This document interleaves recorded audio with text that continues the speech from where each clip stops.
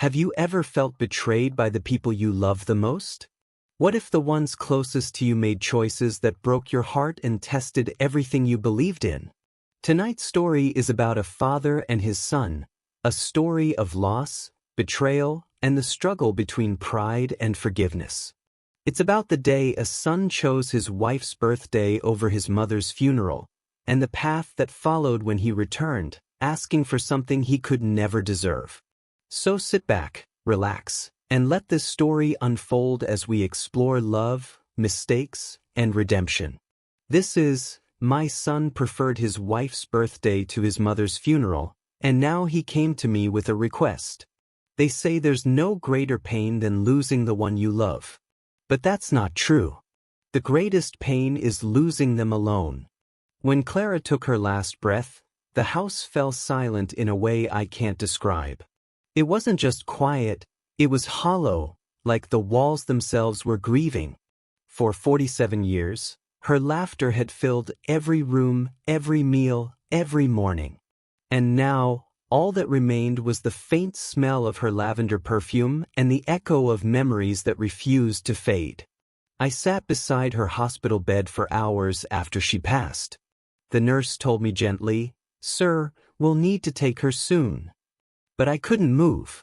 I held her hand, still warm, pretending she was only sleeping. I whispered, "Clara, wake up, please. I can't do this alone." She didn't wake up. I'd always thought I'd go before her. I was the one with the weak heart, the bad knees, the pills lined up on the nightstand. Clara was the strong one, the caretaker, the light. But life, as it often does, made a cruel joke of my expectations. When the doctor finally pulled me away, I went home to a house that suddenly felt like a museum. Everything was just as she'd left it. Her book half-read on the table, her glasses resting on top of it, her teacup by the windowsill. For a long time I just stood there, staring at her chair by the fireplace. I could almost see her, knitting, humming old songs, occasionally scolding me for burning dinner again. And then it hit me, the weight of the word never. She would never hum again. Never smile. Never nag me to water the plants. Never tell me that I snore too loudly. I sank into that chair and cried. Not the quiet, dignified kind of crying. The ugly, shaking kind, the kind that makes you gasp for air. When I finally gathered enough strength, I picked up the phone and dialed the one person I thought would understand my pain, our son, Daniel. He was our only child, our pride. Clara's eyes would shine every time she talked about him. "He's doing so well," she used to say. "He's got a good job, a lovely wife. He's happy." But happiness had a cost, distance. Over the years, Daniel's calls became shorter, his visits rarer. He was always busy. "Next month, Dad," he'd say. "Things are hectic." I told myself it was normal. That's how life worked. Children grow up, get busy, drift away. Clara never complained out loud, but I'd often catch her standing by the window, looking down the driveway, waiting for a car that never came. Now, as I held the phone, my fingers trembling, I prayed he would answer quickly. He did, cheerful, energetic, as if the world hadn't just shattered on my end. "Hey, Dad. What's up?" My voice cracked. "Daniel, your mother. She's gone." Silence. Then a long, shaky breath. "What do you mean?" "She passed away this morning." I could barely speak the words. "She wanted to see you, but I couldn't finish." He said nothing for several seconds. Then quietly, "Oh God." I waited for him to say he was coming home, that he'd get in the car immediately, that we'd face this together. But instead, he said something that froze me where I stood. "I don't think I can come today." I blinked. "What?" "It's Lisa's birthday. We planned a party weeks ago. Her parents are in town. Everything's already booked." I thought I misheard. "Your mother just died, Daniel. Do you hear yourself?" He stammered. I know. I'll come after the weekend. I swear. I could feel my pulse pounding in my temples. After the weekend? We're burying her tomorrow. He went quiet. Then he said, almost pleadingly, Dad, please try to understand. Lisa's been going through a rough patch. This party means a lot to her. I'll come next week. I promise. Next week. The words echoed in my head like thunder. I gripped the edge of the table to steady myself. Daniel, I said slowly, your mother gave up everything for you. She worked nights to pay for your education. She stayed awake when you were sick. My voice broke. She lived for you. And you can't even show up to say goodbye. He sighed. Dad, it's not that simple. Please. I hung up. I didn't want to hear another word. The phone slid from my hand and clattered to the floor. I stared at it, half expecting him to call back. He didn't. The rest of that day passed in a blur. The funeral home called. The priest came by to discuss arrangements. I nodded when spoken to, but my mind was somewhere else, back in the years when Daniel was a little boy running through the house, shouting, Mom, Dad, look what I made. How had we gone from that to this? That night, I sat in our bedroom. Clara's things were still everywhere. Her jewelry box, her neatly folded scarves, her perfume bottles. I picked up her favorite shawl and pressed it against my face. It still smelled like her. And then, for the first time, anger replaced grief. Not just at Daniel, but at myself. For raising a son who could abandon his dying mother for something as trivial as a party. For ignoring the distance growing between us all those years. For pretending everything was fine when it clearly wasn't. I didn't sleep that night. I couldn't. When dawn came, the world outside looked gray and heavy. It was the day of the funeral. The priest arrived early. So did a few neighbors, kind souls who barely knew Clara but wanted to show support. I stood at the doorway, greeting people with numb politeness, my heart silently screaming her name. Every time the door creaked, I turned, hoping, praying, that Daniel had changed his mind. But he didn't.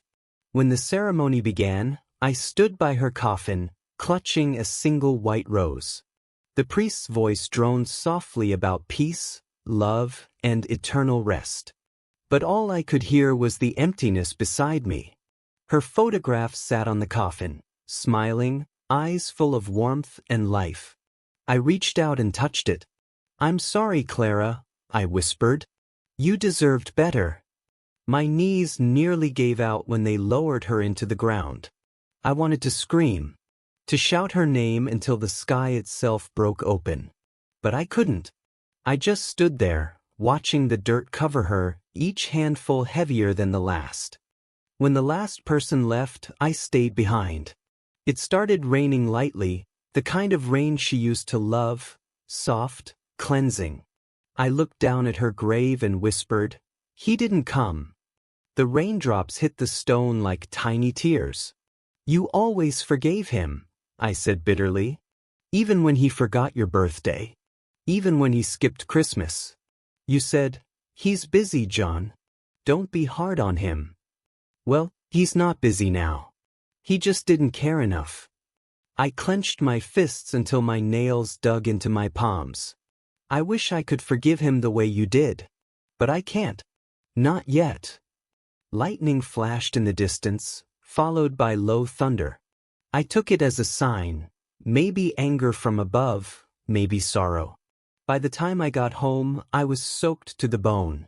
I made tea for one, out of habit, then realized halfway through pouring that I'd filled her cup too. Old habits die hard.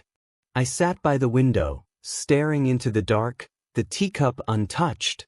Somewhere far away, I imagined Daniel laughing, singing "Happy Birthday" to his wife, completely unaware that his mother was being lowered into the earth.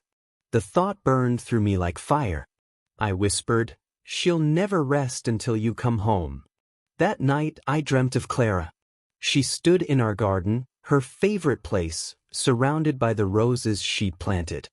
She was smiling, but there was sadness in her eyes. "Forgive him, John," she said softly. "He's lost, not cruel." I shook my head in the dream. "He chose a birthday over your funeral." She stepped closer, touched my cheek. "Someday he'll come back. And when he does, don't shut the door." When I woke up, my pillow was wet. The morning sun crept through the curtains, but it felt cold. I picked up her photograph from the nightstand and whispered, "I'll try, Clara. But right now, I can't." And that was the day I realized something cruel about grief. It doesn't end when the casket closes. It begins there. The day after the funeral was the first morning I woke up truly alone. The house, our house, stood silent like a monument to memories that refused to fade. The faint scent of rose incense still lingered in the air, the kind my wife, Martha, used to burn every morning. I could almost hear her humming from the kitchen, the clinking of her teacup, and the gentle scolding that always followed when I forgot to take my blood pressure pills. But now there was only stillness. The kind that hums in your ears when grief has stolen all the noise from your world. I sat on the edge of the bed, staring at the empty pillow beside me. It still had the faint shape of her head, the dent where she used to sleep. My fingers traced the creases on the bedsheet, hoping to feel her warmth, but it was already gone. The clock on the wall ticked relentlessly, indifferent to loss. Tick, tick. Each sound a cruel reminder that life goes on, even when you don't want it to. I dragged myself to the kitchen. The chair opposite me was empty, of course. I poured 2 cups of tea before realizing my mistake. One for me, one for her. I laughed quietly, a hollow, broken sound that didn't belong in this house. When Martha was alive, this place had a soul. She had a way of filling every room with something: flowers, music, laughter, warmth. Even her complaints had music in them. Now the walls looked naked. Her favorite photos had been taken down for the funeral display. The plants she cared for drooped slightly, as though mourning too. I thought about calling someone, maybe my sister, maybe a neighbor, but I didn't. I didn't want sympathy. I didn't want company. I wanted my wife. And then I thought of Daniel, our son. He hadn't come to the funeral. He'd sent a text. A text. "Dad, I'm sorry. It's Emma's birthday. We already had plans. I'll visit next week." That single message had shattered something inside me far deeper than grief could ever reach. Martha had adored Daniel. He was our only child. She used to wait by the window every Sunday, hoping he'd visit, even though he rarely did. And every time he didn't show up, she'd smile sadly and say, "He's busy, Robert. Young people have their own lives." But she never stopped hoping. The night before she died, she'd asked me, "Do you think he'll come for my birthday next month?" I didn't have the heart to tell her that he probably wouldn't. And now she'd never know. I wandered into the living room, my eyes landing on the old wooden piano she used to play. Dust had gathered on the keys. I sat down and pressed one softly. The note rang out, clear, beautiful, and heartbreaking. In the silence that followed, I whispered, "You deserved better, Martha." Hours passed. I didn't notice. Grief has a way of bending time. One moment you're lost in memory, and the next you realize the sun has set, and you haven't eaten all day. I decided to take a walk through the garden. It was the garden Martha had built from scratch, a small patch of earth she had turned into magic. Roses, marigolds, jasmine, and lilies bloomed there once. Now the weeds had started to creep in. She used to say, "A garden reflects its keeper's heart. If you stop caring for it, it dies slowly without making a sound." I crouched near a wilting rose bush and felt a lump rise in my throat. "I'll take care of it," I promised. My voice cracked. "I'll take care of everything." But I didn't know how to take care of myself. That night, sleep refused to come. I kept seeing her face, pale, peaceful and gone. Every time I closed my eyes, I saw her coffin being lowered into the ground. And beside that coffin, there was an empty space, where our son should have been. By midnight, I gave up trying to sleep and went to the living room. I picked up the photo album Martha had made, the one labeled Our Little Family. The first photo was of Daniel as a baby, wrapped in a yellow blanket. Martha's smile in that picture could have lit up the darkest night. The next one was of his first day of school. He was crying, holding onto her leg. She was kneeling beside him, comforting him with that same patience she always had. Page after page, our life unfolded. Birthdays, Christmas mornings, beach trips, the day Daniel graduated. But somewhere around his wedding photos, I noticed a change. Martha's smile had grown smaller. Her eyes, though still kind, had a hint of distance in them. And mine looked tired. We had lost him long before the funeral. We just hadn't realized it. When Daniel married Emma, things shifted. She wasn't cruel, just indifferent. A polished woman from a wealthy family who always seemed to look at us like we were from another world. Martha tried to like her. She really did, but the warmth was never returned. They visited less and less. Then not at all. Still, Martha never stopped sending gifts, never stopped calling, never stopped hoping. When she got sick, Daniel didn't even come to the hospital. He said flights were expensive. But a week later, we saw photos of him vacationing in Greece on social media. Martha saw them too. She didn't say a word. But I knew. That night, she cried quietly into her pillow, thinking I didn't notice. The next morning, she made his favorite cookies anyway. He might visit next week, she said with a trembling smile. He never did. Now, in this empty house, I could still feel the echo of her hope lingering in the air, haunting me. I looked around and realized something. I wasn't just mourning her. I was mourning us. The family we built. The bond that once held us together but was now nothing more than a fading photograph. The silence of the house became unbearable.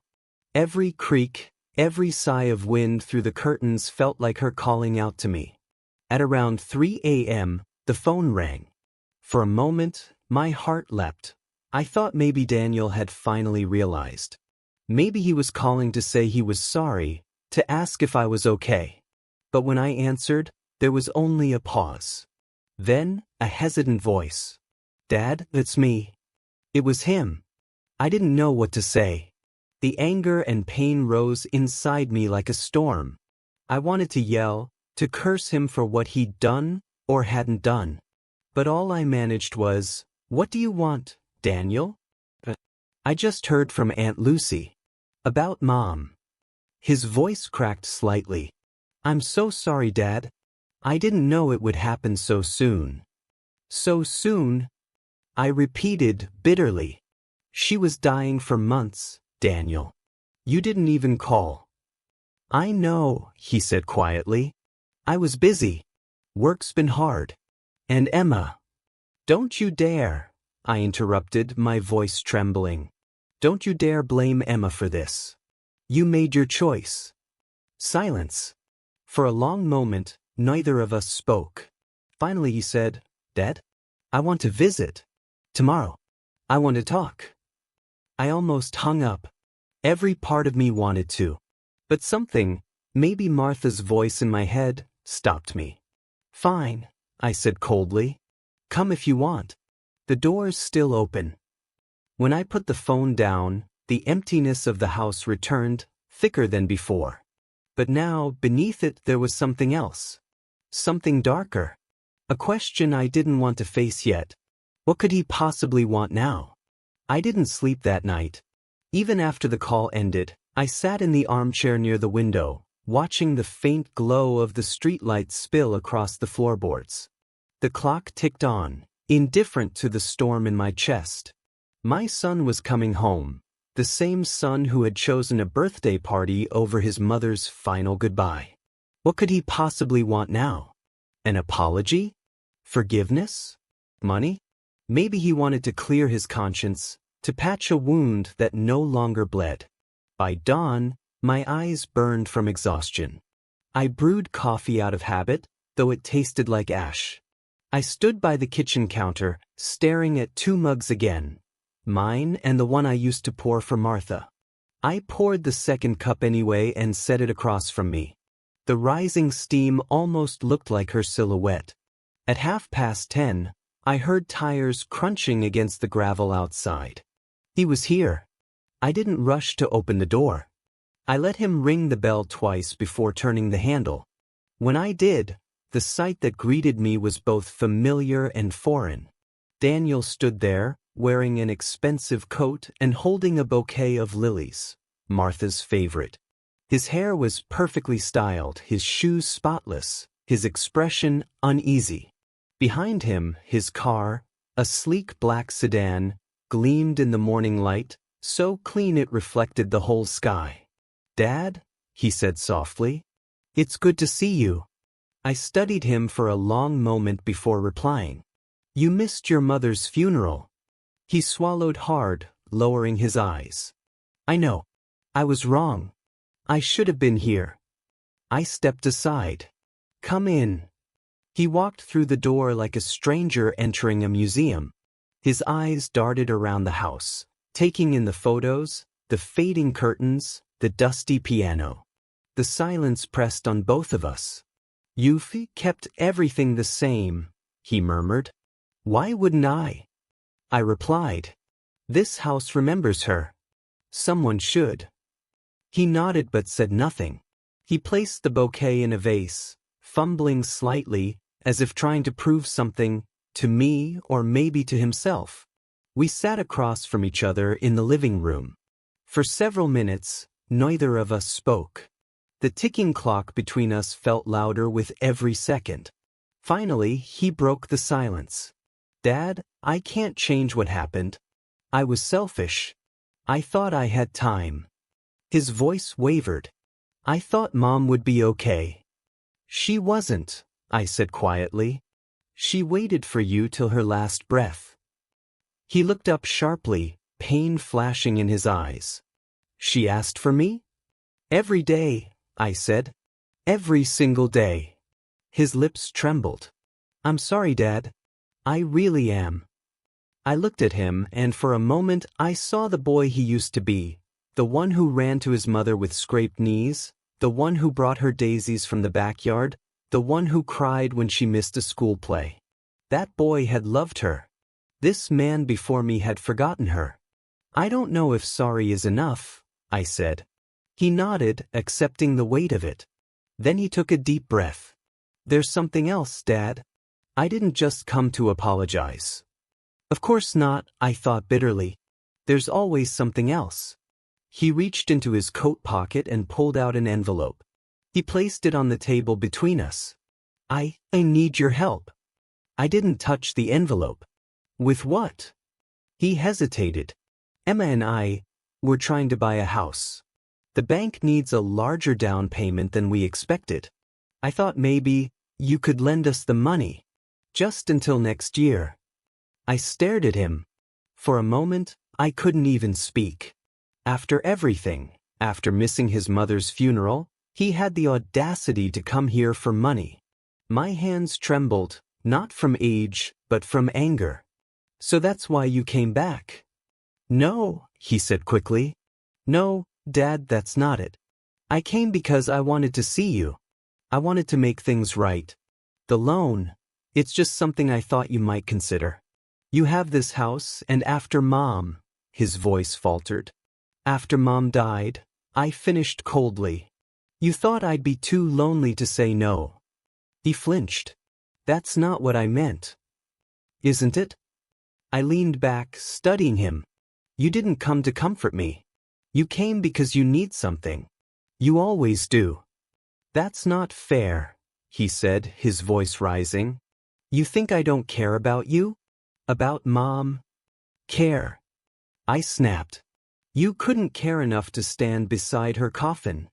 You couldn't care enough to make one phone call when she begged to hear your voice." He was silent.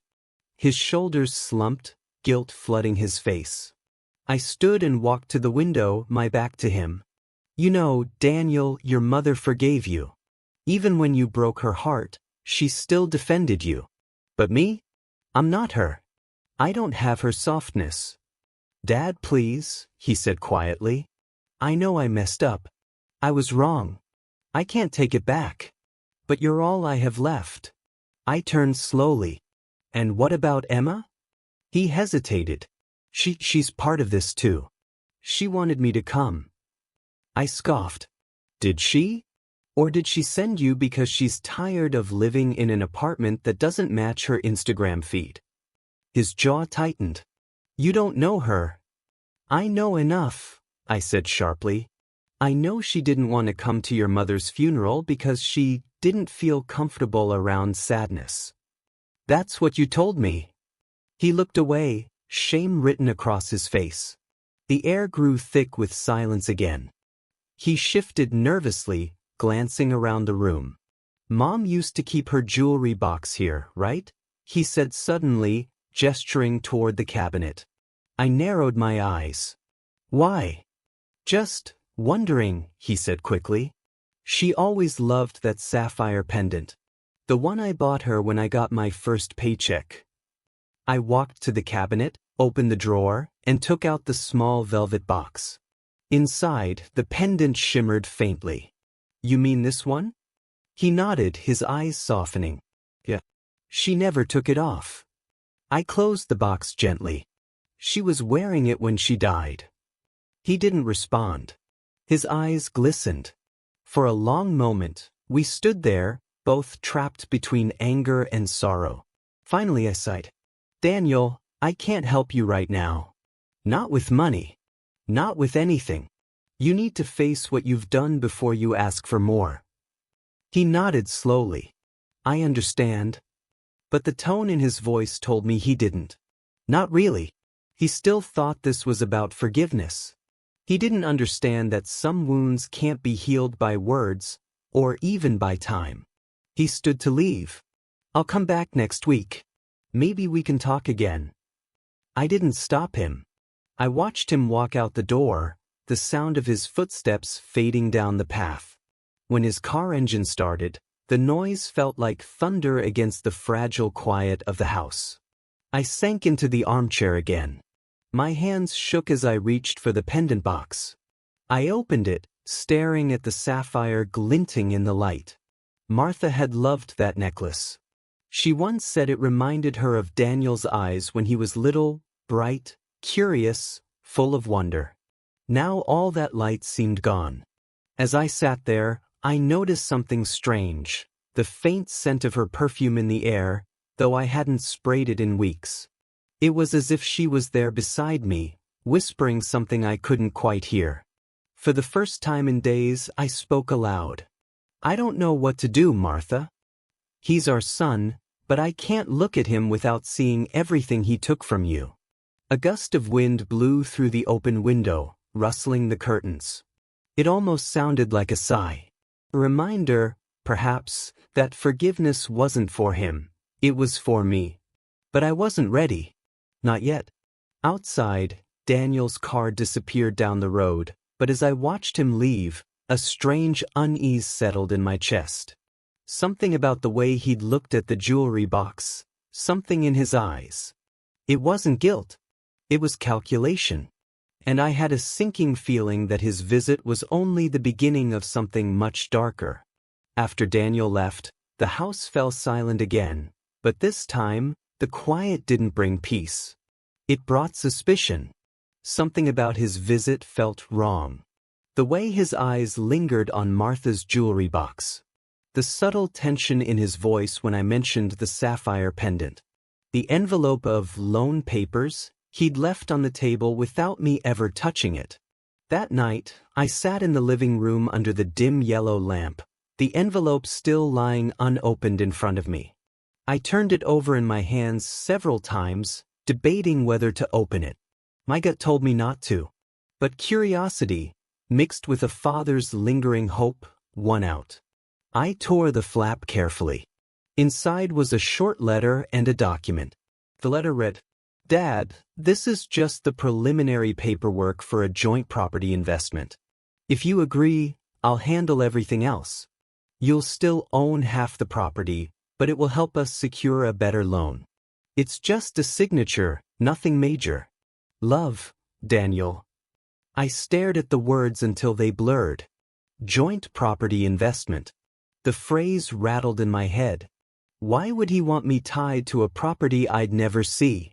I took a deep breath, feeling the faint pulse of anger return. Was this just a trick? Was that all this was about? Getting my signature on a piece of paper he could twist into something else later? I folded the document and placed it back into the envelope. Then, I locked it in the drawer of Martha's old writing desk. Something told me I'd need it later. The next morning, I decided to visit my old friend, Henry Walters, the town's retired banker. He'd handled most of my finances for years and had always been brutally honest, sometimes to a fault. When I showed him the letter, his brow furrowed immediately. "Joint property investment, huh?" he said, adjusting his glasses. "Robert, this isn't what it looks like. This isn't a co-ownership form, it's a transfer authorization.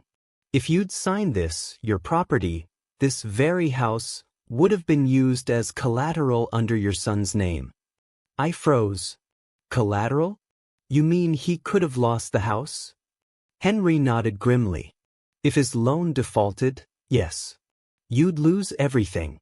He probably doesn't realize what he's doing, or he does, and that's worse. I sat back, my stomach tightening. He said it was just for a down payment. Henry looked at me kindly. "I've seen this before, Robert. Desperate people make desperate choices. You said he's been struggling with money?" He didn't say so, but I hesitated. He looked tired, maybe even desperate. Henry sighed. "Then I'd be careful. Don't sign anything, no matter how small. Grief makes us vulnerable, my friend." I nodded, feeling a cold wave of betrayal wash over me. Daniel hadn't come for forgiveness.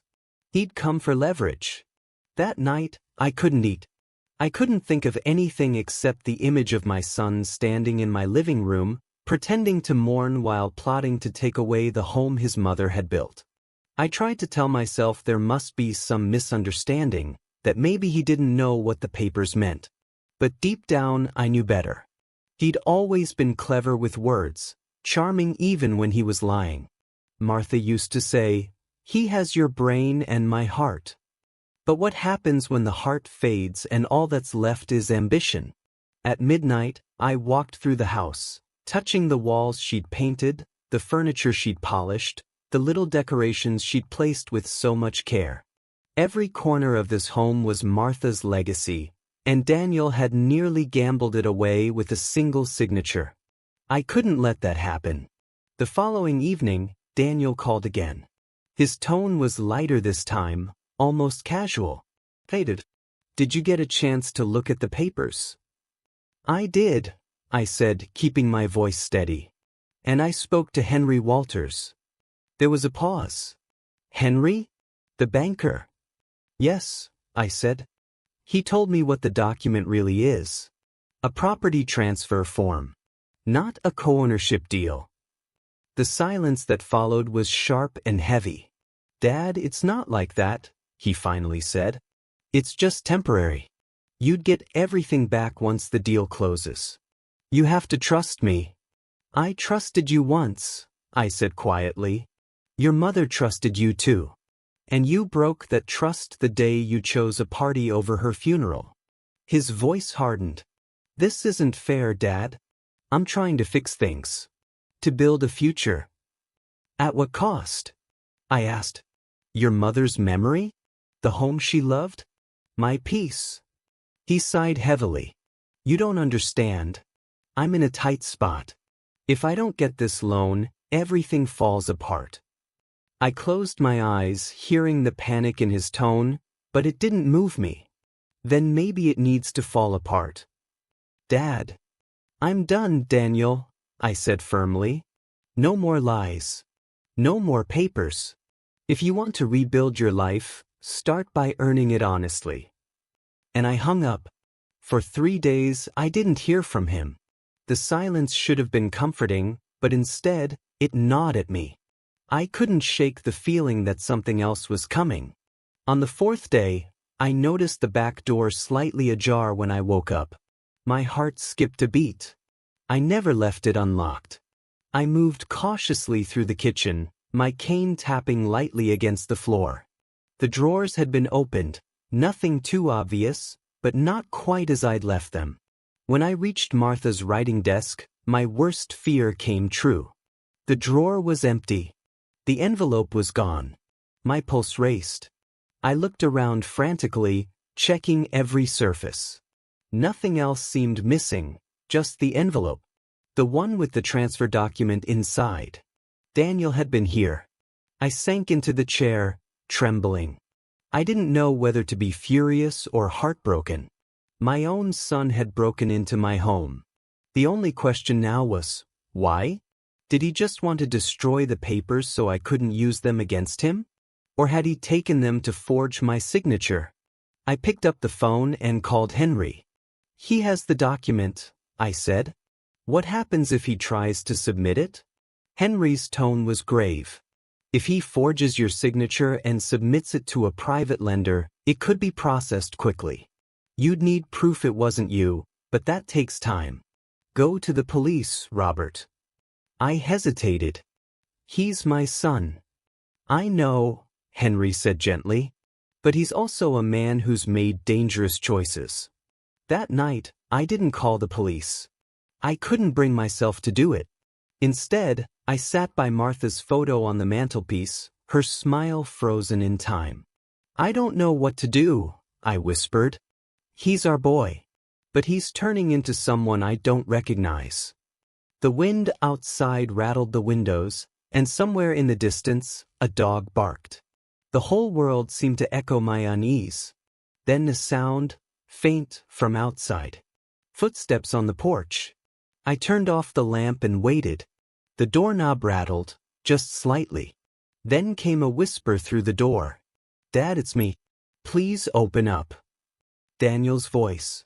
I stayed silent. Please, he said again. I know you're awake. After a long pause, I stood and opened the door. He looked disheveled, his hair messy, his coat wrinkled, his eyes wild. Dad, I'm sorry, he said quickly. I messed up. I shouldn't have taken the papers. So you admit it? Yes, but it's not what you think, he said. I was scared. I thought you'd never help me. I thought if I could just get the loan approved, I could fix everything. I'd pay you back. I swear. You broke into my house, Daniel. I know, he said desperately. But please, don't call the police. I just need time. Just 1 week. I studied him in the pale light. His eyes darted, not to me, but to the jewelry box sitting on the nearby shelf. And that's when I knew. The papers weren't the only thing he wanted. I stepped between him and the box. Leave, Daniel. He froze. Dad. Leave before I do something neither of us can take back. He hesitated, then turned and walked into the night without another word. When the door closed, I locked it and leaned against it, my chest heaving. I looked toward the jewelry box, clutching it tightly in my hands. He's gone too far, Martha, I whispered. He's lost. But in the stillness of that moment, I knew it wasn't over. Something darker had begun. And I had no idea how far my own son was willing to go. The days that followed Michael's unexpected return were thick with tension, not loud arguments or bitter words, but a silent storm brewing under every glance and every pause. I had spent years grieving, trying to make peace with the son who had chosen absence over duty, and now he was here, but not for love, not for reconciliation. His presence felt like a transaction waiting to happen. Each morning, I watched him wander around the house as if searching for ghosts, the ones he left behind. He'd stand in the hallway outside his mother's room, fingers brushing the door frame but never opening it. Sometimes he'd sit in the kitchen, staring at the chair where his mother used to read her morning paper. And yet, behind all that silent nostalgia, I could see calculation. His eyes were restless, scanning, thinking, waiting. One evening, as the sun dipped into the horizon and painted the house in a melancholy orange hue, I found him sitting in the garden. The same garden his mother loved. Her roses still bloomed, though I barely had the heart to tend to them anymore. He looked up as I approached, his expression unreadable. "Dad?" he said softly. "You've kept it all the same." I nodded. It wasn't mine to change. He smiled faintly. "You really loved her, didn't you?" The question struck me, not because of what he asked, but how he asked it. It was as though love were a foreign language to him now. "Yes," I said simply. "Every part of this house reminds me of her. Even the quiet." He looked away, and for a fleeting moment, I thought I saw guilt flicker across his face. But it was gone too quickly. Then he said something that changed everything. "I need to talk to you about the house." The air between us grew cold. I didn't respond. I already knew what was coming. I had known since the moment he stepped through that door. "I'm in a bit of a situation," he began, choosing his words carefully. "Business hasn't been great lately. The company's struggling and we might lose everything if I can't find some funds soon."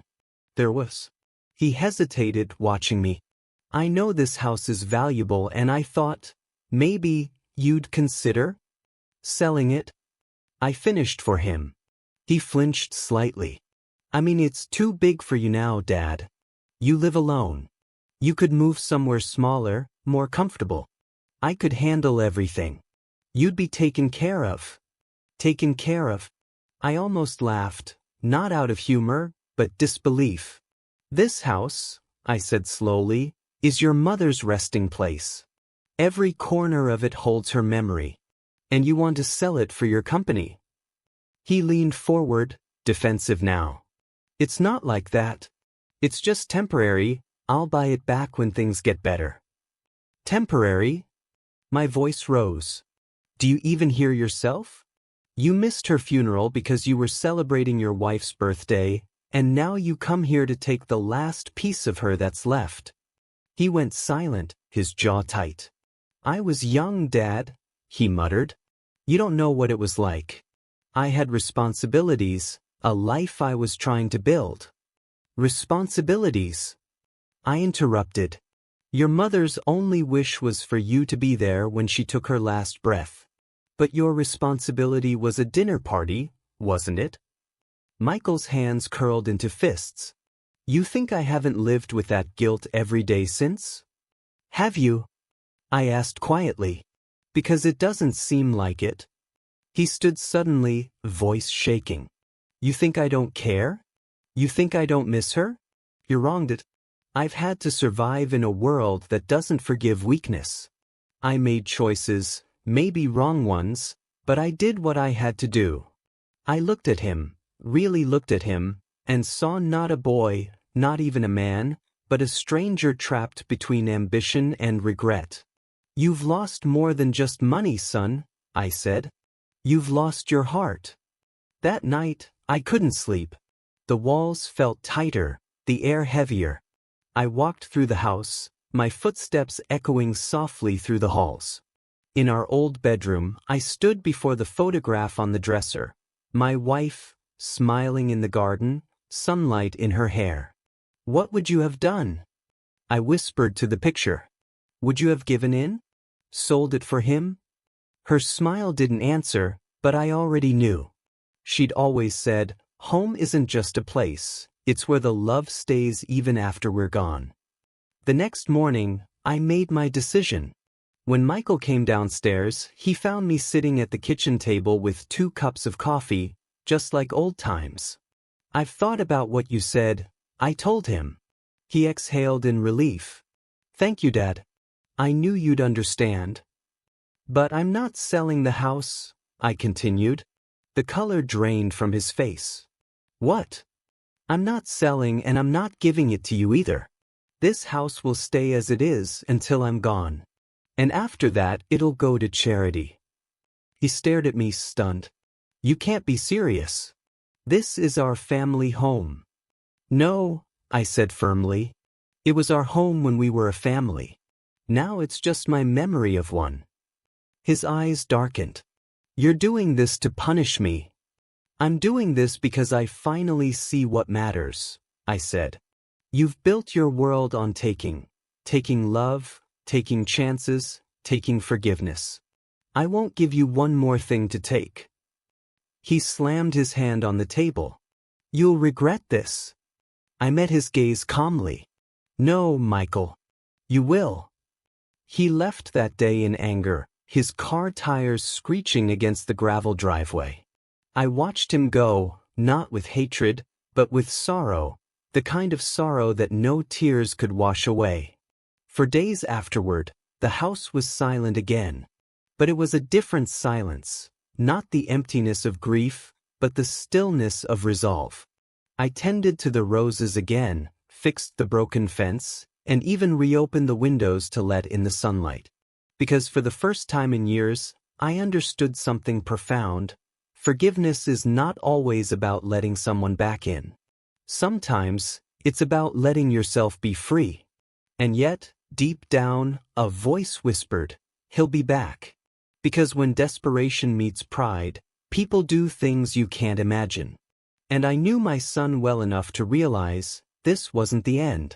The days after Michael's departure were eerily quiet, but the quiet did not bring peace. Every creak of the floorboard, every gust of wind rattling the windows, reminded me of his absence, and the danger that seemed to follow him like a shadow. I tried to immerse myself in routine. I cleaned the house, tended to the roses, and even dusted the furniture Martha had cherished. The ritual was comforting, yet hollow. I knew Michael would return. Something in my gut told me this was far from over. 3 days later, it happened. The phone rang late at night. I answered cautiously. Dad, it's me, Michael said. His voice was calm, almost too calm. I tensed. Where are you? I'm outside, he said. I froze. The thought of him standing there, under the porch light, sent a shiver down my spine. Why are you here? I need to talk, he said softly. Please, just hear me out. Against my better judgment, I unlocked the door. He stepped inside, holding a small envelope in his hand. But this time, it wasn't papers about the house. It was something else. Something I didn't expect. I found something, he said, placing the envelope on the table. Something that belongs to Mom. I felt my heart stop. What are you talking about? He opened it slowly, revealing a stack of letters tied with a faded ribbon. I recognized the handwriting immediately, Martha's delicate, looping letters. These are letters Mom wrote but never sent, he said. She wrote them to you, to no one really. I found them in her drawer at her office. I thought, maybe you'd like to read them. I reached for the letters, my hands trembling. Each envelope seemed to pulse with the memory of Martha's voice, her love, and her sorrow. I opened the first one, the paper soft under my fingertips. Dear Robert, if you're reading this, it means I'm gone. I want you to know that I love you still, even if the world feels empty without me. Please, take care of yourself. And Daniel, I hope he finds his way back to love, even if he strays now. Tears blurred my vision. Her words, so full of forgiveness, so full of hope, cut through the anger and betrayal I had felt for my son. Michael watched me silently, as though expecting a reaction. I found these, he said again, his voice softer. She left them for us, for you that did. She wanted you to have them. I looked up, and for the first time in days, I saw something real in his eyes. Not guilt, not calculation, but regret. Do you understand what she meant? I asked quietly. He nodded. Yes. I think I do. But the sense of calm didn't last. 2 days later, I received a call from the bank. Michael had tried to submit a loan application using the documents he had taken, the ones I had locked away in Martha's desk. The bank flagged it immediately, realizing my signature was forged. I spent the next hours at the police station, giving statements, filing complaints. The officers were polite, but their eyes said it all. This was serious. Forgery, attempted fraud, and familial betrayal all rolled into one. By the time I returned home, exhaustion weighed heavily on me. I sat in Martha's favorite chair, holding one of her letters, trying to reconcile the two sides of my son, the boy she loved and the man who had betrayed her memory. That night, I heard the sound of the back door opening. I grabbed my cane and moved toward the kitchen cautiously. Michael stepped inside again, unannounced. His face was pale, eyes wide, and his hands trembling slightly. "Dad," he said, voice shaking, "I didn't mean for any of this to happen." I panicked. Panicked? I echoed, gripping the counter. "You forged my signature. You risked everything we had left of Mom. And you call it panic?" "I didn't know what else to do," he said, his voice breaking. "I thought, if I could just get the money, I could fix everything. I'm begging you. Don't let this ruin us." I looked at him for a long moment. He was no longer the man I recognized. He was desperate, reckless, and dangerously clever. "You've made your choice, Michael," I said firmly. "And every choice has consequences. Do you understand?" He nodded, swallowing hard. "Yes, I understand." "I hope you do," I said quietly, "because some mistakes can't be undone." The next morning, the police called. They wanted to discuss pressing charges, but I told them I would consider it only if Michael didn't agree to make things right.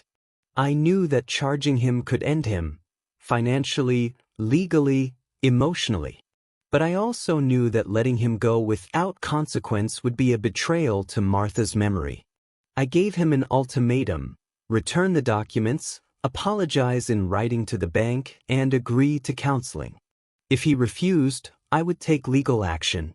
He hesitated for a long moment, then nodded. "I promise."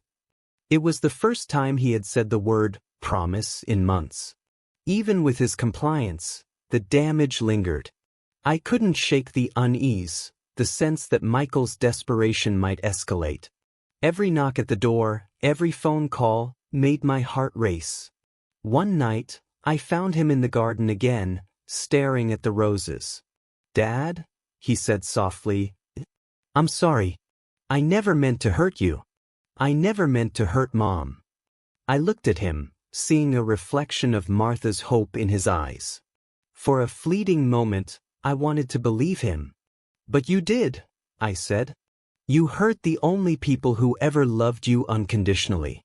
And now you must live with that." He nodded, silent. Then he asked something that made my stomach twist. "Dad, will you ever forgive me?" I stared at him, the weight of years pressing down. "I don't know, Michael. Forgiveness isn't a light switch. It's earned. And you have a long way to go." He didn't argue. He only nodded again, a small spark of humility in his posture. Weeks passed. Michael kept his promise. He returned the stolen documents and wrote a heartfelt apology to the bank. He began attending counseling sessions, trying to repair the man he had become.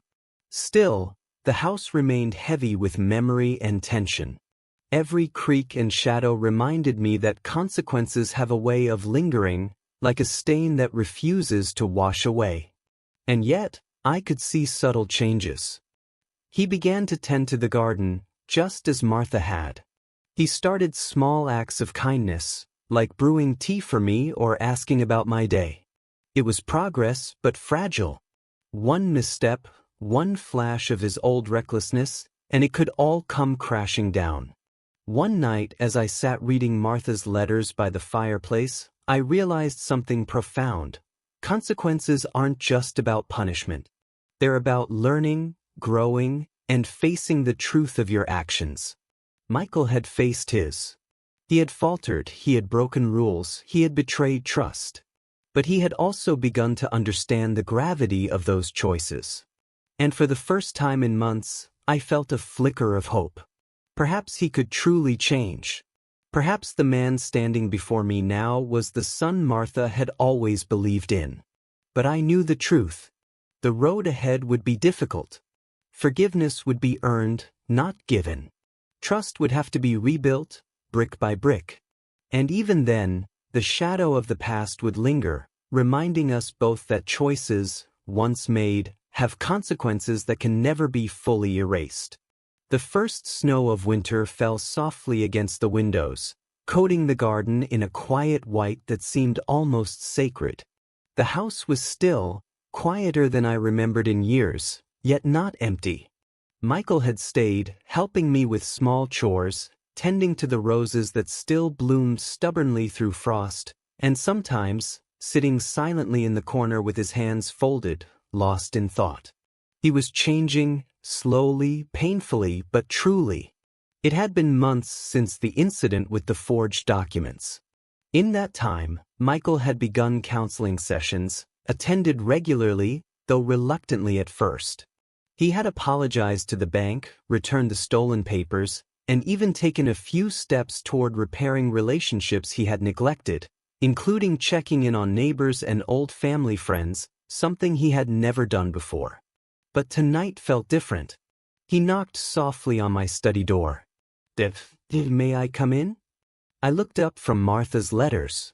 The envelope of her unsent letters always felt like a lifeline, each one a whisper from her to guide us through the storm. I nodded. He entered, carrying 2 mugs of tea. I made it just like Mom used to, he said, placing one across from me. I thought, maybe we could share it. I studied him. He was nervous, yet there was a calmness in his eyes I hadn't seen in months. I nodded. Thank you, Michael. He sat down and took a deep breath. I've been thinking a lot about everything. About you, about Mom, about the house. I remained silent, letting him speak. I was so blind, he continued. I thought life was about ambition, about getting ahead, about winning. I forgot what really matters. I forgot that love, trust, and family are what hold us together, and that once they're broken, no amount of money or success can fix it. His words were sincere, raw. I could see the weight of his guilt pressing down on him, but also the first sparks of understanding. I don't expect forgiveness, Dad, he said. Not yet. But I want to try to be better, to honor Mom's memory. And I want to honor you too, if you'll let me. I looked at him long and hard. For years, I had wrestled with my anger and sorrow. There had been moments when I doubted whether I could ever see the son I once knew again. But sitting here watching him struggle, I realized he was trying. Truly trying. Michael, I said finally, it will take time. You've caused pain that can't simply be erased. I can see that you're trying to change. That counts for something. He nodded, tears welling in his eyes. Thank you, Dad. That's all I've ever wanted, a chance to make it right. Over the next few weeks, a cautious truce settled over the house. Michael began helping me restore things I had neglected, fixing the garden fence, polishing Martha's silverware, and even cooking a few meals. His laughter, though tentative, began to echo through the halls again. One evening, while we sat by the fireplace, he asked about Martha's letters. I've been reading them, Dad, he said quietly. She always believed in me, even when I didn't deserve it. How did she do that? I smiled faintly, remembering my wife's gentle strength. She saw the best in people, Michael, even when they were blind to it themselves. She believed that love and guidance could heal, if given the chance. He nodded, absorbing the lesson. I want to be someone she'd be proud of. Someone you can be proud of too, I reached over and placed a hand on his shoulder. That's all any parent wants, to see their child try, and try hard enough to learn from mistakes. The weeks turned into months, and Michael's transformation became more evident. He no longer spoke of the loan or the house as if they were mere obstacles.